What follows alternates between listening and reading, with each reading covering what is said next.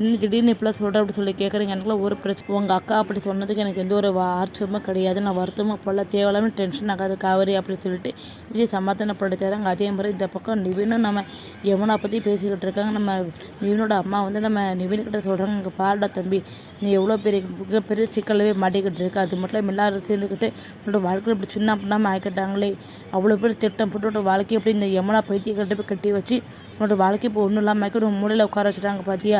அது மட்டும் நம்ம சொல்கிறது கேள்டா, பேசாமல் வெட்டி விட்டுறலாம், டிவோர்ஸ் பண்ணிடு, மியூச்சுவலாக உனக்கு சொத்து எல்லாத்தையும் நான் உன் பேர் எழுதி கொடுத்துறேன், நீ ஆசைப்பட்ட மாதிரி என்ன பிஸ்னஸ் பண்ணாமல் பண்ணிட்டு ரெடியாக இருடா, அவள் நம்ம குடும்பத்துக்கு வேண்டாண்டா, அவளால் உனக்கு ஒரு நிம்மதி கிடையாது. அது மட்டும் இல்லாமல் பிடிக்காத கல்யாணம் தான், ஆனால் சந்தோஷமாக இருப்பீங்கன்னு நான் எதிர்பார்த்துட்டு இருந்தேன். ஆனால் நீங்கள் 2 பேரும் ஒரு நாள் சந்தோஷம் வருது மாதிரி கிடையாது. அது மட்டும் இல்லாமல் அவ்வளோ உன்னை நிம்மதியாக இருக்க விட மாட்டுக்கா, அவ்வளோ ஒரு பொண்ணாடா. அது மட்டும் இல்லாமல் உன்னோட தலையில் கெட்டி வச்சுட்டு உன்னோட நிம்மதி மொத்தமாக போயிட்டு அந்த குடும்பத்துக்கு எல்லாருமே இப்போது சந்தோஷமாக இருக்காங்க. பணக்கார வாழ்க்கை எப்படி கிடைக்குன்னு சொல்லிட்டு உனக்கு இப்படி கிடைக்கூட தலையில் கட்டி வச்சுட்டாங்க.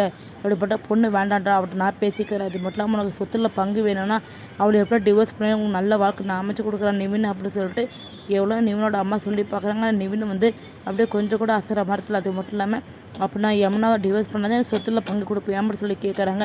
ஐயா அது அந்த அர்த்தத்தில் பேசலை, இப்படி இல்லைடா. அது மட்டும் இல்லாமல் உனக்கு தேவையில்லாமல் எதுக்குடா அந்த பொண்ணோட வாழ்க்கையில் இருக்க, அவளோட வேலையை பார்த்துட்டு போகிறா, நீ அவள் வாழ்க்கையில் இருக்கனால அவளுக்கும் டிஸ்டர்ப் தான், உன்னோட வாழ்க்கையில் அவளுக்கும் டிஸ்டர்ப் தான். அது மட்டும் இல்லாமல் தேவையில்லாமல் 2 பேரும் வாழ்க்கையில் எதுக்கு சீரழிச்சிட்டு இருக்கீங்க, பேசாமல் 2 பேரும் விவகாரத்தை பண்ணிட்டு அவரோட வேலையை அவரோட பார்த்துட்டு போவாங்களாம். அவள் உனக்கு நல்ல பொண்ணு பார்த்து நான் கட்டி வைக்கிறேன்டா, ஆனால் அவன் நம்ம குடும்பத்துக்கு வேண்டாம் நிவின் அப்படி சொல்லிட்டு நம்ம நிவினுக்கிட்ட எவ்வளோ முடியுமோ அந்தளவுக்கு ப்ரைவனைஸ் பண்ணுறாங்க. இதெல்லாமே அங்கேருந்து யமுனாக்கி இருக்கிட்டு செம்ம கோவத்தில் பல்ல கடிச்சிட்டு நிவினோட பதில் என்னவா தான் இருக்கும். அது மட்டும் இல்லாமல் நம்ம நிவினோட அம்மா சொன்ன மாதிரியே நிவின் வந்து எப்படியும் நம்ம யமுனா டிவோர்ஸ் பண்ணதான் போவாங்க. யமுனா வந்து இது எப்படி எடுத்துக்க போகிறாங்க. அது மட்டும் இல்லாமல் இப்போ கங்கா வந்து வர பேசுகிறது நடந்துக்கிறது எதுவுமே சரி கிடையாது. விஜய் காவிரி பார்த்தாலும் இப்படி பற்றிக்கிட்டு வர மாதிரி எரிஞ்சு விழுந்துக்கிட்டு இருக்காங்க. அது மட்டும் இல்லாமல் இப்போது நம்ம காவிரி எதிர்த்துக்கிட்டு கொடைக்கானல் இருக்க எங்கள் அப்பாவுக்கு ஆசை கட்டின வீட்டை போய் உடைக்கலான்னு சொல்லிட்டு அது மட்டும் இல்லாமல் விற்கலான்னு சொல்லிட்டு இப்படி பேசிக்கிட்டு இருக்காங்க.